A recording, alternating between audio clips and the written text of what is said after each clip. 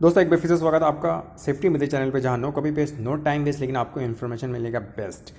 दोस्तों as a safety professional, चाहे आप सेफ्टी ऑफिसर हो, चाहे आप सेफ्टी इंजीनियर हो, चाहे आप सेफ्टी सुपरवाइज़र हो, या आप सेफ्टी प्रोफेशनल में कोई भी आपका डिजिग्नेशन हो, ये इंपॉर्टेंट सबके लिए बड़ा इंपॉर्टेंट है। और ये हम लोग का डाउट क्लियर होना चाहिए 100% कि रिस्क असेसमेंट क्या होता है, और रिस्क असेसमेंट में हायरा का क्या रोल होता है, फिर उसके बाद HRA का क्या रोल है, फिर उसके बाद HRIAC, और लास्ट में जो है JSA।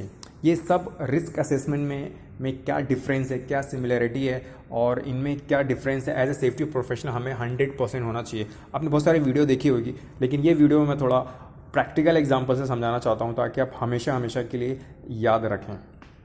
चलिए शुरू करते हैं दोस्तों। तो ध्यान दीजिएगा दोस्तों, दो तरह के लोग होते हैं। कितने तरह के लोग? दो तरह के, एक जिंदा और एक मुर्दा।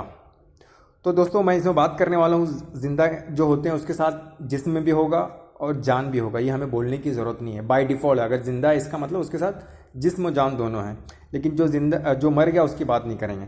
तो दोस्तों जिस तरह जिंदा इंसान के साथ जान और जिस्म है, उसी तरह रिस्क असेसमेंट के साथ दोस्तों जब भी रिस्क असेसमेंट का नाम आएगा, इट मीन्स उसके साथ हज़ार्ड आइडेंटिफिकेशन भी होगा और उस हज़ार्ड को कंट्रोल मेजर भी होगा। इसी का नाम रिस्क असेसमेंट है दोस्तों। इसको और मैं सिंपल करूँ दोस्तों, जिस तरह जिंदा इंसान को किसी टर्म में ह्यूमन बीइंग कहते हैं, किसी टर्म में उसे होमो सैपियंस कहते हैं, किसी टर्म में ये किसी का भाई है, किसी टर्म में ये किसी का अंकल है, इस तरह एंड सो ऑन। उसी तरह जब रिस्क असेसमेंट की बात करते हैं दोस्तों, तो किसी टर्म में इसे हायरा कहा जाता है, किसी जिसे हम फुल फॉर्म में कहते हैं hazard identification and risk assessment. तो कहीं पे इसे हम लोग HRA हज़ार्ड रिस्क एनालिसिस, तो कहीं इसे हम लोग टर्म देते हैं HIRAC, it means hazard identification risk assessment and control. फिर उसके बाद कहीं जैसे हम लोग यूज़ करते हैं जॉब सेफ्टी एनालिसिस। तो कहने का ये मतलब है कि हर जगह जिस तरह भाई का कंपेयर अंकल से नहीं कर सकते, ह्यूमन बीइंग से नहीं कर सकते, सब अपनी जगह सही है, उसी तरह रिस्क असेसमेंट का मतलब ये सब एक ही होता है, लेकिन डिफरेंट टाइम पे डिफरेंट सिचुएशन में डिफरेंट वर्ड यूज़ किया जाता है। उसके बाद दोस्तों और इसको सिंपल करते हैं और हम लोग थोड़ा और आगे बढ़ते हैं दोस्तों। रिस्क असेसमेंट समझना उतना ही आसान है जैसे एक बच्चा लिखना और पढ़ना सीखता है दोस्तों। वो कैसे? पहले वो ABCD सीखता है, फिर वो वर्ड सीखता है, फिर उसके बाद वो सेंटेंस बोलना सीखता है। अगर उसी बच्चे को सेंटेंस पहले सिखा दिया जाए, अगर उसे कहे कि पढ़ो आप राम ईट्स मैंगो, तो may be he will get confuse और वो समझ ना पाए। लेकिन उसी बच्चे को अगर आप पहले ABCD सिखाओगे, फिर उसके बाद उसे वर्ड सिखाओगे, तो डेफिनेटली वो आगे चल के सेंटेंस खुद ब खुद बनाने वाला बन जाएगा। तो ठीक उसी तरह दोस्तों रिस्क असेसमेंट समझना बड़ा आसान है कि रिस्क असेसमेंट मीन्स क्या दोस्तों? Analysis of hazard to assess the risk in terms of probability.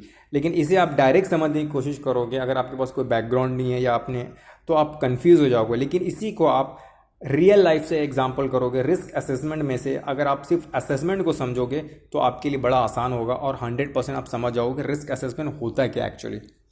तो दोस्तों असेसमेंट हम लोग रियल लाइफ में बहुत करते हैं। सिंपल देख लो, खाने की प्लेट है तो हम लोग एसेस करते हैं दोस्तों कि आज इतना फुल खाना खा लेंगे, या हम लोग आज हाफ खाना खाएंगे। तो क्या होता है, जो एसेस करते हैं अपने भूख के हिसाब से, चाहे हम लोग कभी फुल खा लेते हैं, कभी हम लोग आधा ही खाते हैं, कभी बच जाता है, कभी कम पड़ जाता है, लेकिन एसेस करते हैं। इसी का नाम असेसमेंट है दोस्तों, कि एसेस करना।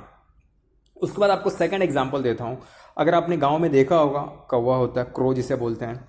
तो दोस्तों यहाँ पे एक बच्चा है और यहाँ पे एक बड़ा इंसान है। तो आपने कभी गौर किया, देखा है कि कौवा बच्चे के हाथ से सामान लेके भाग जाता है? क्यों? वो भी रिस्क असेसमेंट कर रहा है कि हाँ बड़े के पास जाएगा वो पकड़ लेगा, लेकिन बच्चा उसे पकड़ेगा नहीं। तो क्या है? रिस्क असेसमेंट कर रहा है। उसके बाद तीसरा एग्जांपल देता हूँ जो हम लोग रियल लाइफ में हमेशा करते हैं। वो कैसे? आप रोड क्रॉसिंग करते हो, तो ये भी तो एक रिस्क असेसमेंट आप कर रहे हो रियल लाइफ में। लेफ्ट देखते हो, राइट देखते हो, हाँ यार क्रॉस कर लूँगा, हाँ यार सिग्नल का वेट नहीं करता हूँ, मैं निकल जाऊँगा एंड ऑल। तो ये क्या है? ये रिस्क असेसमेंट आप कर रहे हो। कब? रियल लाइफ में। तो इससे आपको डाउट क्लियर होगा कि रिस्क असेसमेंट क्या है। लेकिन हम रिस्क असेसमेंट करने के बावजूद भी कभी कभी गाड़ी ठोक देती है, होता है कि नहीं ऐसा? तो इसी का नाम रिस्क असेसमेंट। थोड़ा और हम लोग मुद्दे पे आते हैं, आई मीन्स वर्क लोकेशन पे रिस्क असेसमेंट कैसे करते हैं। दोस्तों ये लोकेशन, ये सिनेरियो दिया हुआ है आपको, आपकी कंपनी बोला है जो रिस्क असेसमेंट करना है इसका, तो आप सेफ्टी वाले दिमाग से मत सोचो, एक नॉर्मल इंसान की तरह सोचो। यहाँ पे क्या हो सकता है काम, तो जैसा चल रहा है बिना बिना एक्सीडेंट के हो सकता है काम, लेकिन आप सोचो यार यहाँ पे कुछ एक्सीडेंट हो सकता है क्या। जैसे मैंने आपको हिंट्स देता हूँ, चलो ये देखो यहाँ पे देखो, फिर इसके बाद आप यहाँ पे देखो और सोचो यहाँ पे क्या हो सकता है। तो अब देखो ये बंदा कितना नज़दीक खड़ा हुआ है बूम के, हो सकता है कि इसको हिट कर दे, हो सकता है देखो ये बंदा यहाँ हिट, ज़रा सा भी लेफ्ट लगे इसको हिट कर सकता है। तो इस तरह आपको सोचना, देखो ये एरिया जो है पूरा खुला हुआ है, तो इस हमको रिस्क असेसमेंट में क्या करना है कि एक्सीडेंट ना हो। सपोज ये है, ये बूम टच कर सकता है, हम क्या करेंगे, सजेशन, हाँ भाई इस बंदे को थोड़ा पीछे कर दो, इतना नज़दीक मत खड़ा रहो, थोड़ा पीछे हट के खड़ा रहो, बैरिकेड थोड़ा और दूर लगा दो। इस बंदे को क्या करेंगे भाई, क्या दो आदमी क्यों एक काम को देख रहे हो, आप थोड़ा एक काम करो, फ्लैग लेके गाड़ी को डाइवर्ट करो और देखो यहाँ काम हो रहा है ना ऑल।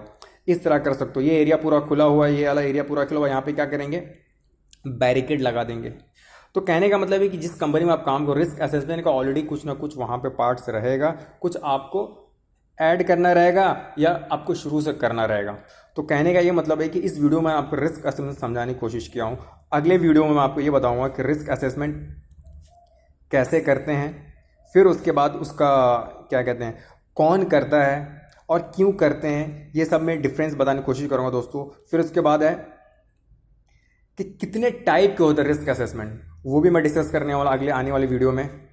फिर उसके बाद है दोस्तों कि सबसे पहले क्या करना चाहिए, रिस्क असेसमेंट सबसे पहले क्या करना चाहिए वो मैं बताने वाला हूँ। फिर उसके बाद स्टेप्स क्या है और एज ए प्रैक्टिकल डेमो को दिखाऊंगा कि स्टेप्स क्या है उसके।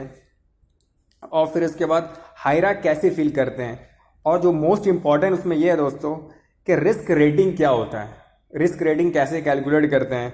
And last but not least, जो रिस्क मैट्रिक्स का जो नंबर आपने देखा होगा कि कैसे लेते हैं, जैसे 4 5 6 हुआ या 3 4 5, ये जो भी नंबर रहता है वो कैसे लेते हैं, कौन सी बेसिस पे लेते हैं, वो सब डिटेल में बताने वाला हूँ दोस्तों। और जो आपको मैंने अभी जो लोकेशन आपको बताया था ये वाला, वो देख करके आप मुझे बताइए कि इसमें और क्या क्या आप हज़ार्ड और रिस्क ले सकते हो, कमेंट्स करके ज़रूर बताइएगा दोस्तों।